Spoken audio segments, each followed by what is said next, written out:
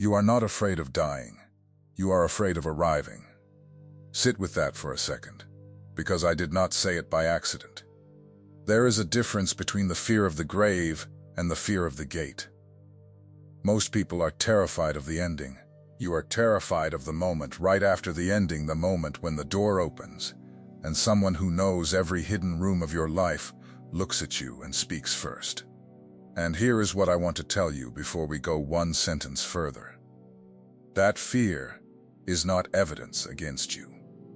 In most people I have walked with, that fear is the first sign in a whole chain of signs that they belong to Him. The people who never wonder are the ones who should be wondering. The people who lie awake asking, "Am I really His?" are almost never the ones asking it for no reason. Something in you is asking, because something in you already knows the answer and wants you to catch up to it. So today I am going to give you 11 signs. Not 11 rules, not 11 boxes to check so you can earn a seat that was never for sale. 11 marks, the kind of marks a shepherd leaves on the sheep that are his. And I will warn you now, they are not the signs you think.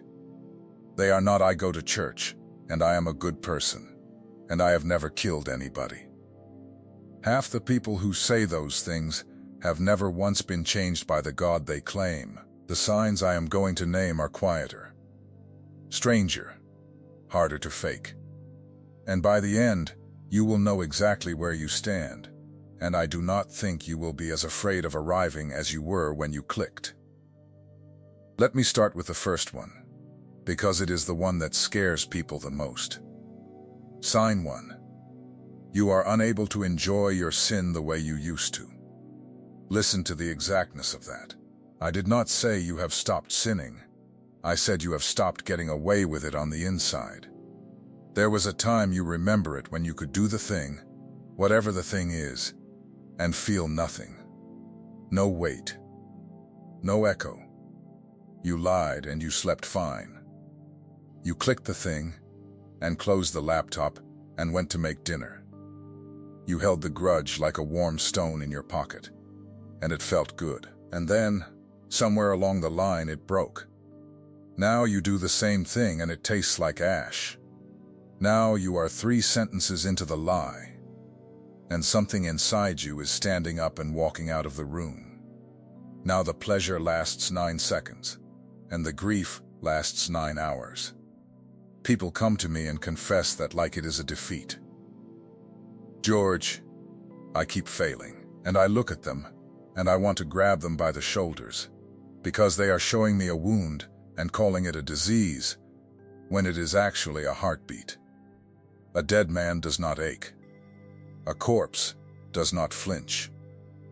The very fact that your sin no longer fits you is proof that you have been given a new size. Think about Peter for a second. Not Peter the rock. Peter the failure. Peter in that courtyard with the fire burning and the servant girl looking straight at him, and 3 times he opens his mouth and denies the only man who ever truly loved him. And then the rooster crows, and Scripture gives us that unbearable line. The Lord turned and looked at Peter. Now understand, Judas also failed that same week. Judas also betrayed him. So what separated them? Both men fell. Both men broke. But Peter went out and wept bitterly, and Judas went out and hanged himself. The difference was never the size of the failure. The difference was what the failure did to the heart.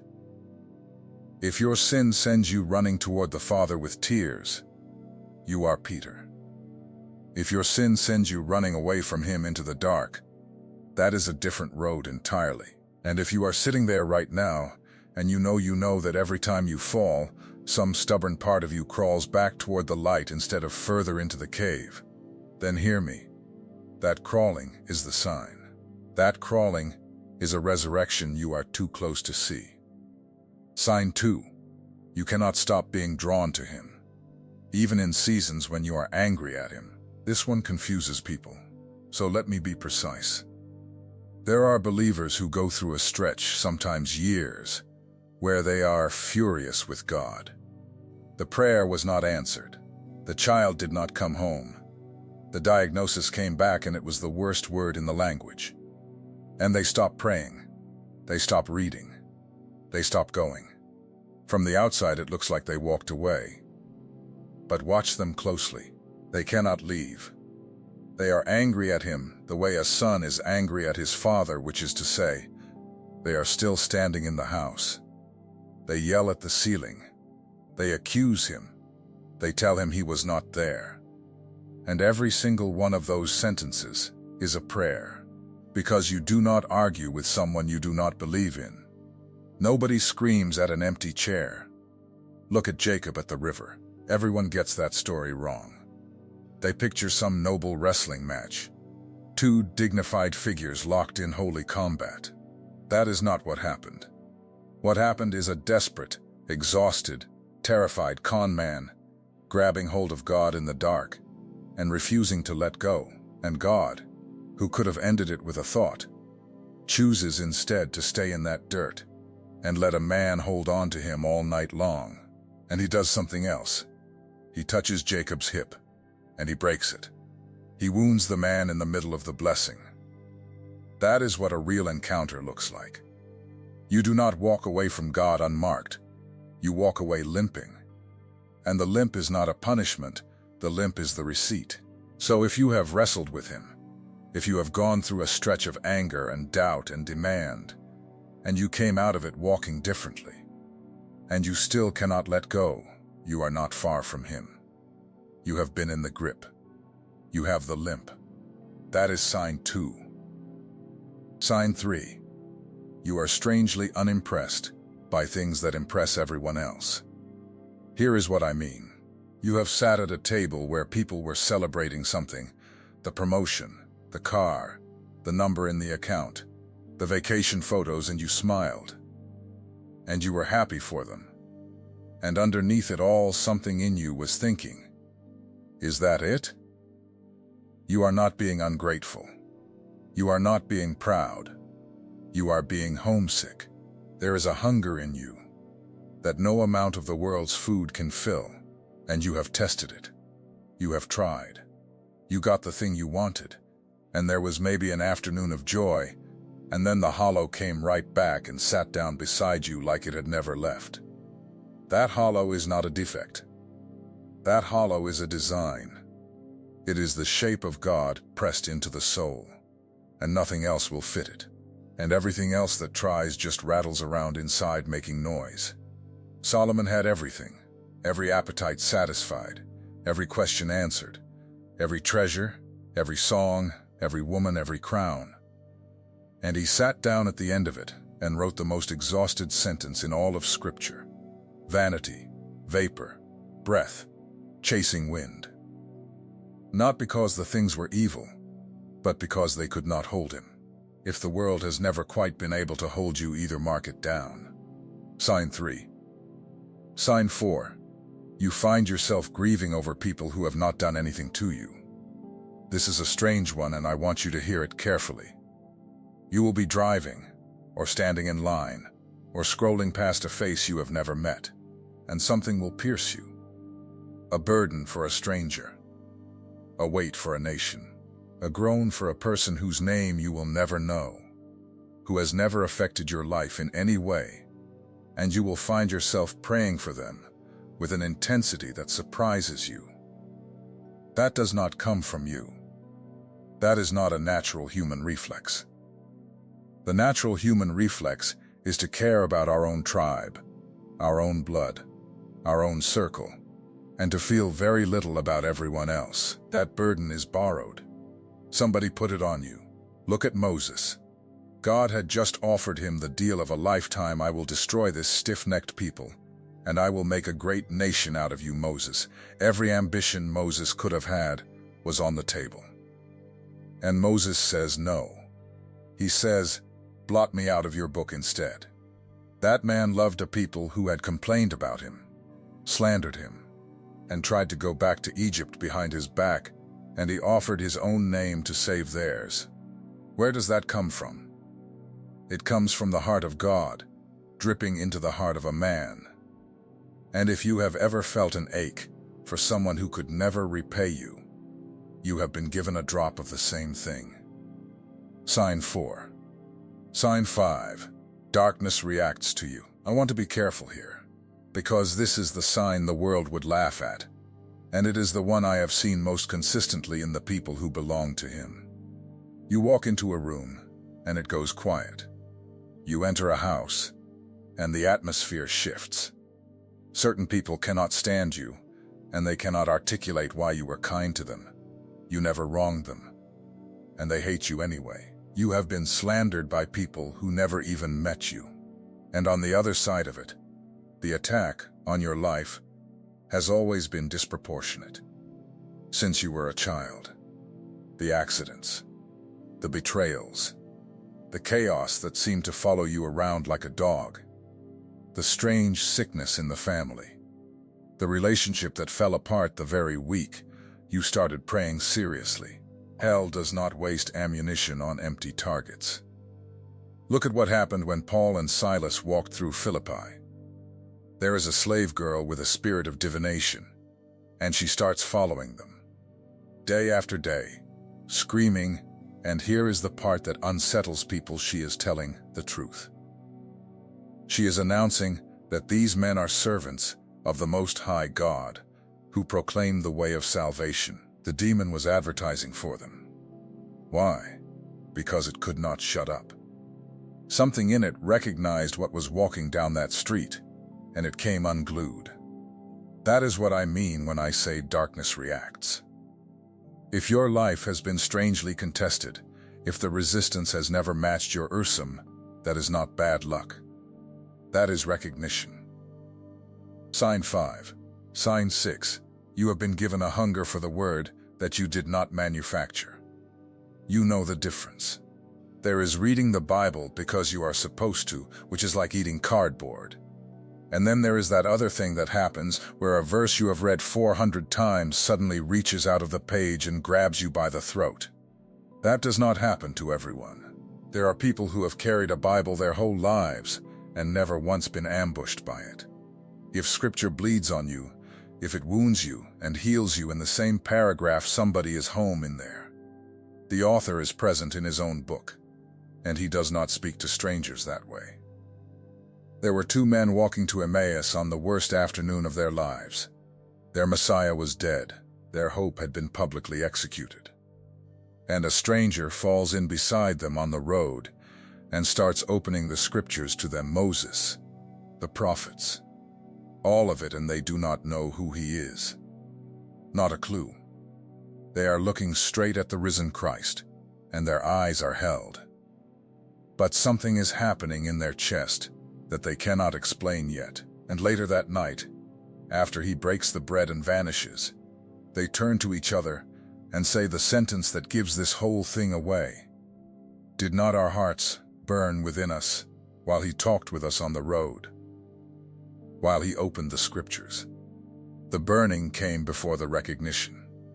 That is the point I need you to catch. They felt it before they understood it. The heart knew before the head caught up. And if you have ever had that happen, if you have ever been reading a passage you have read 100 times and felt something ignite in your chest before your mind could even explain what was happening then, you already know who is walking beside you on that road, whether you can see his face yet or not.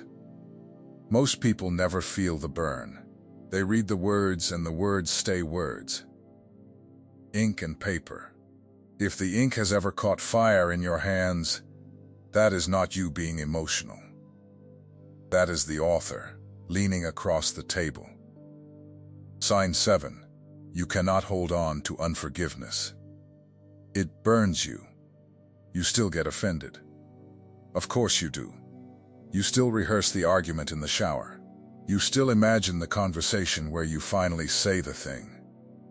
But you cannot keep it. It rots in your hands. You will hold the resentment for 3 days, and on the 4th day, you will be miserable. And the misery will not come from what they did, it will come from what you are doing. That is the Spirit refusing to let you build a house on that land. Jesus told a story about a servant who owed a debt so large it could never be repaid in 10 lifetimes. And the master, for no reason at all, cancels it, wipes it. Gone. And that same servant walks out of the throne room still warm from the mercy, the ink barely dry on his own forgiveness, and he grabs a man by the throat over pocket change. I used to hear that story and think it was about being nice. It is not about being nice. It is about memory. That servant forgot the size of what he had been given, and the moment he forgot it, he became cruel. Forgiveness in you is not a personality trait. It is a memory of your own rescue leaking out sideways. And on the other end of it, look at Stephen. Stones are coming down on him. His skull is breaking. And he uses one of his last breaths to say, "Lord, do not hold this sin against them." Nobody produces that.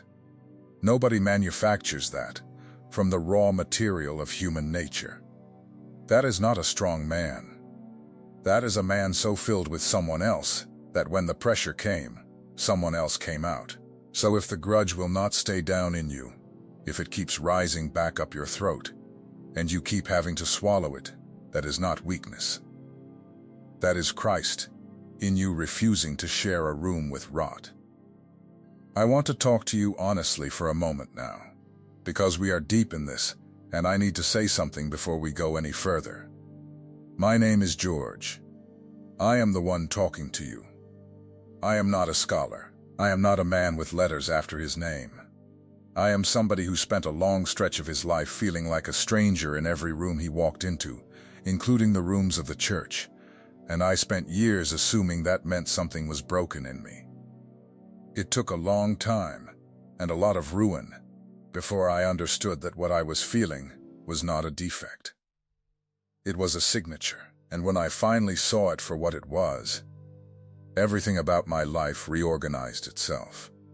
And the reason I make these videos is that I keep meeting people who are carrying that same signature and reading it as a curse. What you just experienced was not content. It was a mirror. And mirrors demand a decision. If you are ready to go to the root, to finally understand why you think, feel, and perceive differently from everyone around you, the Secret Protocol carries the 7 keys that reveal what God placed inside you before you ever drew your first breath. Full audiobook included for every moment of your day. Plus the Awakening Map, as a bonus, the 5 stages of spiritual awakening mapped with clarity, showing where you are right now and what the Spirit is releasing in this season. Link pinned in the first comment. Not for much longer. And you did not make it to the end without a reason. Now let me keep going, because there are 4 signs left, and the last one is the one that matters most. Sign 8. You have a deep, unshakable sense that you are being kept. Not that you are behaving well. Not that you are strong. Kept. You look back at your own life, and you see the places where you should not have survived. The car that should have hit you. The habit that should have taken you. The season where you were so far out that any reasonable observer would have written you off, and something reached into that pit and pulled you back by the collar. You did not pull yourself out. You know that. That is why you cannot boast about it. There is a moment in the Gospels where Jesus turns to Peter and says something almost unbearable. Simon, Simon, Satan has asked to sift you like wheat. But I have prayed for you, that your faith may not fail. Understand what is happening there. The enemy filed a request. He wanted this man. And Jesus does not say, "I will not let him touch you." Jesus says, "I have already prayed for you." The sifting was permitted. The keeping was guaranteed. If you look back at your own wreckage and see a hand in it, a hand that was there before you ever thought to ask, that is sign 8. You are kept. You always were. Sign 9. You are troubled by your own heart in a way that nobody else can see. From the outside you look fine. People think you have it together. They come to you for advice. And inside, you are keeping a running list of your own hypocrisy. You notice the pride in your humility. You catch the self-interest hiding behind the good deed. You hear your own voice saying the right thing for the wrong reason, and it makes you sick. This is one of the surest signs there is, and almost nobody names it as a sign, they name it as a failure. Listen, the unbelieving heart is not troubled by itself. It defends itself. It explains. It compares itself to worse men and goes to bed satisfied. The prophet Isaiah stood in the temple and saw the Lord, and his very first sentence was not "at last, my reward." It was, "Woe is me, I am undone. I am a man of unclean lips." He got closer to holiness and he got more aware of the dirt. That is not a step backwards. That is what proximity does. If you are more aware of your own sin now than you were 5 years ago, you are not going backwards. You are getting closer to the fire. And fire shows you what is in your hands. Sign 10. You have been made lonely on purpose. I have to say this one plainly. You have been separated. Friendships have thinned. Rooms you used to belong in do not fit you anymore. And you have grieved that. And you have blamed yourself for it. And you have wondered, what is wrong with you? There is nothing wrong with you. There is something set apart about you. And setting apart always feels like being left out before it feels like being chosen. Look at Joseph, sold by his own brothers into a caravan, falsely accused by a woman who wanted him, forgotten in a prison by a man who owed him everything. Every single relationship in that man's life failed him, and every failure was a hallway leading to a throne he could not have reached any other way. He did not get to Pharaoh's palace despite the pit. He got there through it. Your isolation is not exile, it is transport. Sign 11, and this is the one that overrides all the others. You have stopped trusting in the 10. Hear me carefully now. If you have spent this entire video adding up your score 3 out of 11, 7 out of 11, all 11, and you are trying to build a case for yourself, then you have misunderstood everything I said. Because here is the truth that terrifies religious people and sets everybody else free. None of these signs save you. Not one. They are not the ground you stand on. They are only the fruit that grows on ground you were already standing on. The thief on the cross had none of them. He had no track record. He had no fruit. He had no hunger for scripture and no burden for strangers and no wrestling at the river. He had hours to live, and a body full of nails and a life full of wreckage. And all he had was one sentence: remember me. And Jesus turned to a man with nothing and said, Today you will be with me in paradise. No probation, no process. Today. So if you have been sitting there this whole time thinking I do not have enough of these, I am not sure. I have failed too much. That is precisely the man Jesus said yes to. The one with empty hands. The 11th sign is not a virtue you achieve. It is the moment you stop climbing and let yourself be carried. It is the moment you stop presenting evidence and start saying, remember me. And I will tell you what I have watched happen 1,000 times. The people who are most afraid they are not his are the ones he is holding the tightest. The fear itself is his fingerprint. Confidence is cheap. Trembling is honest. And the trembling ones are the ones he runs to. So let me ask you something, and I want a real answer, not a polite one. Out of these 11, which one landed on you like it had your name on it? Not which one you liked. Which one hurt? Which one made you stop and sit back in your chair and go quiet for a second? Because you did not expect to be seen like that today. Put the number in the comments. And then put one sentence, just one, about what happened when you heard it. I read them. I read every one of them. And there are people down there who need to know they are not the only one who felt that. And remember, everything I spoke about goes deeper inside the secret protocol. Pinned in the first comment. The 7 keys, the audiobook, and the awakening map are there waiting for you whenever you're ready to take the next step. Because the thief did not have a Ursum. He had a request, and the man beside him had a kingdom, and he gave it away before the sun went down.